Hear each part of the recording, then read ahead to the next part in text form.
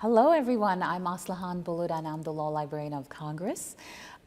Today I have the pleasure of being joined by Fred and Molly Kellogg, who have so generously lent their support to the library in creating the Biennial Kellogg Lecture in Jurisprudence here at the Law Library of Congress.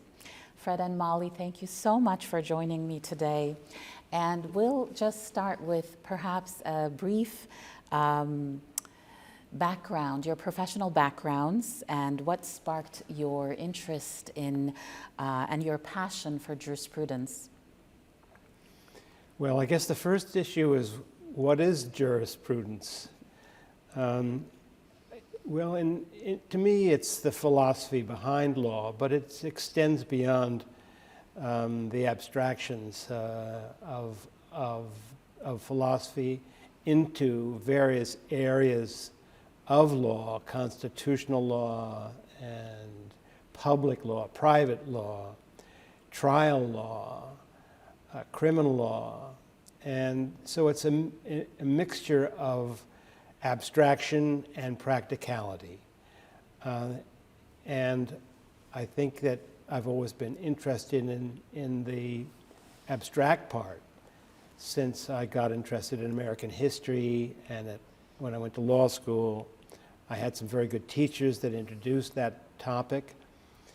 And there was at the time, there was an unusual interest in philosophy of law that arose in the middle part of the 20th century.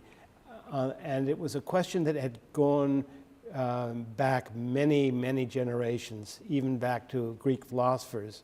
And that was the question whether law and morals are separate. Why do you think it is so important to study jurisprudence today? I think jurisprudence is not on everybody's mind from day to day, or even from year to year. I think jurisprudence comes creeping back when larger questions arise in the conduct of legal officials and courts and legislatures. And then new thoughts begin to be tried out. And often old thoughts come back and new directions are created by the combination of new events and old thinking. Indeed. Can you talk a little about what inspired you both to create the Kellogg Lecture series and, with the Library of Congress? Perhaps, would you like to start? Well, I think my career in the Congress for over 30 years with Congressman J.J. Pickle from the state of Texas, Austin, Texas, the 10th District of Texas, a very historic district. And in that, President Johnson was a member of the House of Representatives and represented the 10th District as well. And I think coupled with Fred's interest in jurisprudence, it was sort of a natural that perhaps we would a natural fit. Put this together, yes. It was a long career that you had in 30 years is remarkable. Maybe going off of your 30-year incredible experience, would you like to talk a little bit about what led you to work in government and any anecdotal stories you can share from your 30 years? Oh my gosh.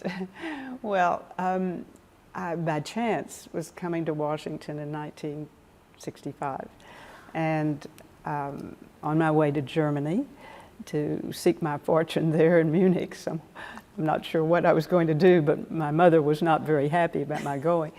I had to pick up my White House passes, as one always does, to go have the tour of the White House, and I met Congressman Pickle, who was my congressman, and I didn't know him at the time. I knew he had knew who he was. But some friends walked me over to pick up the passes and to meet him. And so he said, well, what are you going to Germany for? You know, you know, first of all, he had someone on his staff, an assistant who was leaving to go back to get married and back to Texas. And so he said, you know, why don't you just stay here and work for a year, and then we'll help you go wherever you want to go. And so that was certainly, he didn't have to help me go anywhere because I stayed with him through the rest of his term. And when he retired in it was the end of 94 and the beginning of 95, we were both retired. And but it was, Congressman Pickle was one of those extraordinary members of Congress that he had great friends on both sides of the aisle. And that was a time in Congress that is, you know, maybe hopefully will come back again. But he was not only an extraordinary boss, but a great, you know, legislator. And so that's, I spent a lot of time at the library as well. So I was in and out. I even used to have lunch over on your, you know, your front portico here. Yes. So anyway, I've always loved the library, and it's meant a great deal to me. So that's wonderful. So 30 years later, did you ever make the trip to Germany ever? Did that ever? I made it just for a visit, but never to work. That's great. So whose idea was it then to approach the Library of Congress as this venue? I mean, we're so honored you selected to work with us. Well, 15 years ago, Molly and I were attending, I think, a poetry prize lecture or demonstration or awarding that was organized on behalf of Rebecca Bobbitt by her son Philip Bobbitt. And that was an example of how the library could do an event that would honor excellence in an area. And at the same time, I was thinking about how we could continue a lecture series similar to the great Holmes lectures at Harvard, which I think now are at least now discontinued. So we talked to the Librarian of Congress, James Billington, about doing something similar that would follow the pattern of the Poetry Prize and instead have a lecture, and which would also be a prize in itself. And it has been incredibly successful. We do host the past lectures on our page. They're viewable there, as well as this interview will also be posted on the page. Were there any lectures from the prior years that truly resonated with you? Well, I think all 7 have been wonderful, excellent lectures. The first 2 lectures were by major figures in that controversy that I described earlier about the nature of the relationship between law and morals. And Ronald Dworkin, of course, had been a very major figure and had responded to the great H.L.A. Hart of Oxford, who was a legal positivist. And so his lecture was an important piece of the history. And the next lecture by Joseph Raz was also on that general topic, and Raz himself was a major contributor to the knowledge in that field. And then it began to move toward other areas with Amartya Sen and Michael Sandel, Jeremy Waldron, Martha Nussbaum, the philosopher, and then finally in the last lecture by Jeffrey Stout, I think that was a marvelous movement toward more current concerns and areas of interest for the law. I think we've had a great run in seven lectures. It has been an amazing series in that we've had scholars from all different studies.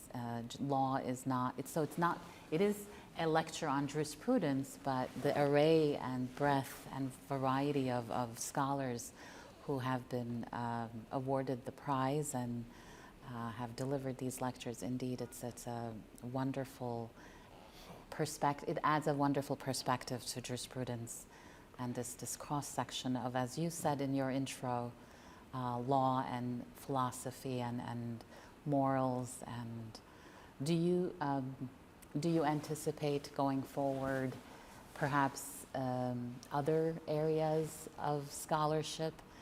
I know we've had economists, we've had, right, religious philosophers, right. obviously constitutional scholars. Do you see other areas that perhaps? Well, the choice of the lectures, of course, is done by a jury, and Molly and I are not contributors to that choice. We're not on that jury, and we are very concerned to keep the lectures from becoming one point of view or another. And so there have been different points of view all along, backs and forths of points of view.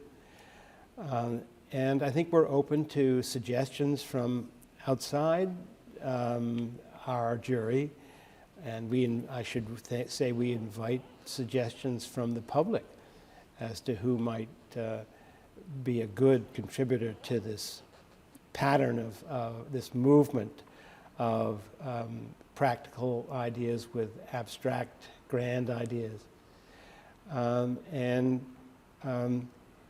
So going forward, I hope people will stay in touch and help us move to the best possible lectures.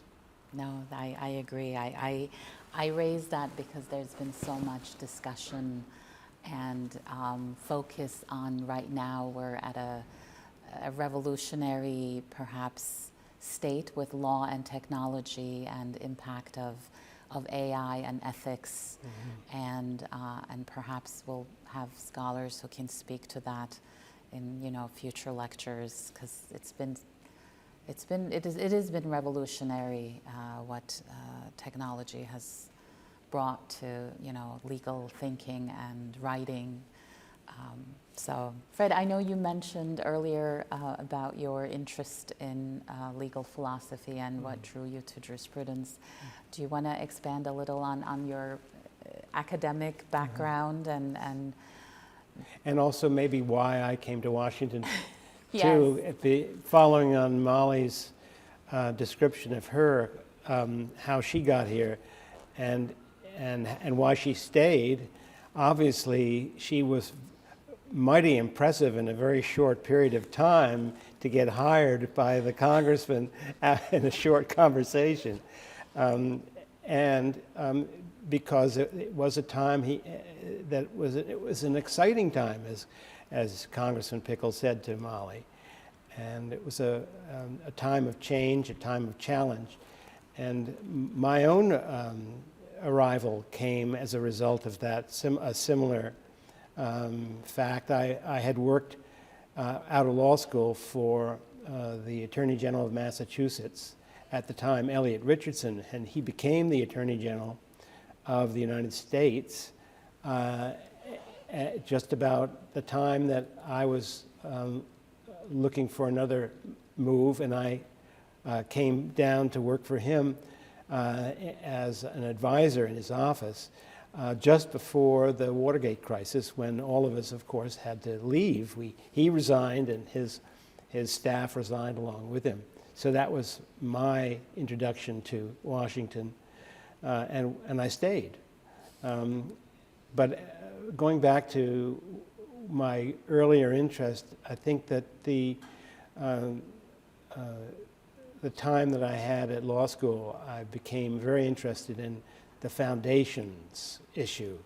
There was all the practical matters that we discussed at law school, studied.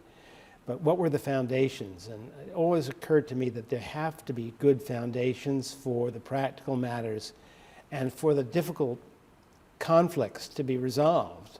And how do those foundations get understood, and how do they get formed and reinforced? So those were the things I was concerned with. And those still very much are incredibly important things to focus on. Thank you so much for joining me today, and I would like to invite all of our audience to view all of the past Kellogg lectures on our website, and you can follow us through our blog in Custodia Legis to see all of the announcements, including any news about the forthcoming lecture this fall.